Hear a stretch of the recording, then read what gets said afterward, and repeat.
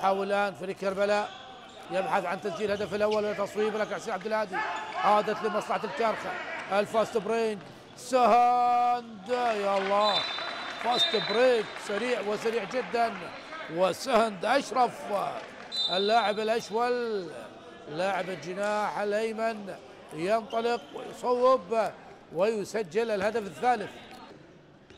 لكن اليوم تعادل الحشد، عطل فريق الحشد. الحشد الان وصل الى نقطة 28. هنا هدف جميل عن طريق سهند اشرف. رامي الى منون الى ابو المجد الى اسامة، تمريرات سريعة وصلت للسهند، ينجح سهند اشرف، لاعب سريع جدا، لاعب متميز جدا. نعم لاعب الاشول الى احمد الى اكرم مرر قطعة الكرة. البحث الان عن الهجوم المرتد. سهند اشرف، ينجح سهند، يسجل سهند والهدف رقم 29.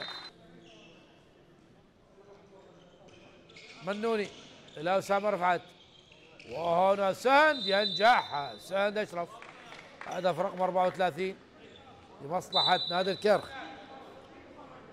الامور تكون صعبه. اسامه رفعت الى منوني الى سهند، ينجح سهند من امام مقتدى جلال. نعم فريق الكرخ يسجل اهداف